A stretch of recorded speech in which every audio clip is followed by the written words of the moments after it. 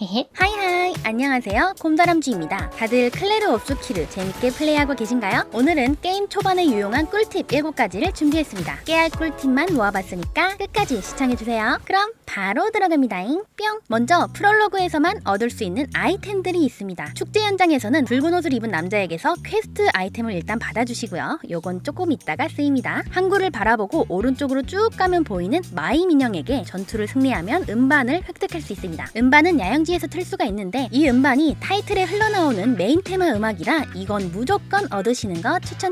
고마주가 끝나면 항구에 NPC가 잔뜩 모여있는데요. 여기서 축제 토큰 3개를 얻어서 아이템을 획득할 수 있습니다. 기본으로 토큰 1개를 얻게 되고요. 마을과의 전투에서 승리하면 토큰 1, 앙투안의 퀴즈를 다 맞추면 토큰 1개, 총 3개를 얻을 수가 있습니다. 뒤쪽 천막에 있는 3명의 NPC에게 말을 걸어서 토큰을 주면 이상한 픽토스, 낡은 열쇠, 구스타브의 헤어스타일, 보상 맞죠? 요렇게 3가지 아이템을 얻을 수 있습니다. 마지막으로 아까 붉은 옷을 입은 남자에게서 받았던 붉은 옷을 요 붉은 옷을 입은 줄스에게 주면 그냥 저보고 가지라고 합니다. 아싸요! 요렇게 구스타브의 의상까지 얻을 수 있습니다. 이 게임에서는 직접 저장하는 메뉴 없이 자동 저장만 지원하고 있는데요. 만약에 지금 딱 요 시점에 저장하고 싶다면 픽토스를 갈아 껴주세요. 그러면 또로롱 저장. 저 앞에 대빵 큰 보스가 있다거나 급하게 게임을 꺼야 되는 순간 픽토스를 갈아 껴서 저장하는 거 활용해보세요. 미니맵도 없고 나침반도 없는데 길을 찾을 수 있는 방법이 있다면 이 게임에서는 그 어떤 방향도 알려주지 않기 때문에 길 찾기가 너무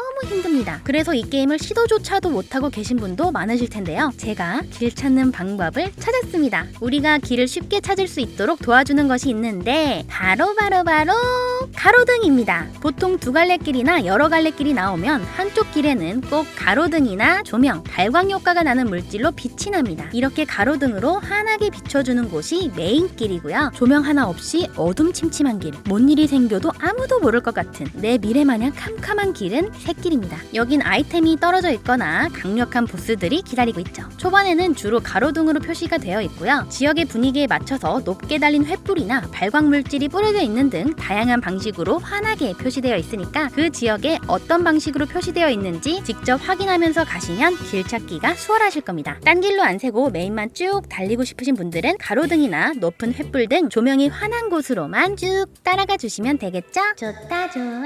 하나의 거대한 지역이 끝나면 지도를 통해서 다음 지역으로 넘어가게 되는데요. 지도로 넘어왔을 때 반드시 해야 되는 몇 가지가 있습니다. 첫 번째는 야영지에 들리는 것. 무기 업그레이드와 원정대 업그레이드는 야영지에서만 가능한데요. 지도로 넘어왔다면 꼭 야영지를 들려서 업그레이드 해주세요. 중반부를 넘어가면 캐릭터 간의 대화를 통해 호감도를 올릴 수도 있어서 야영지로 왔을 때 서로서로 대화 한 번씩 해주세요. 두 번째로는 사라진 제스트라를 찾는 것입니다. 중반부쯤 생기는 퀘스트인데 지도 곳곳에 있는 쪼꼬미 제스트라를 찾는 퀘스트입니다. 이 퀘스트를 하던 거 까먹고 지역을 넘어가 버리면 에스키에에게 비행 옵션이 생기기 전까지는 지나온 길을 되돌아가기가 너무 어렵기 때문에 지도에 도착하면 그 구간은 싹싹 훑으며 드랍 아이템도 줍고 상인도 만나고 제스트라를 찾고 가는 거 추천드립니다. 저도 놓친 제스트라를 있어가지고 비행 옵션만 생기기를 손꼽아 기다리게 되더라고요.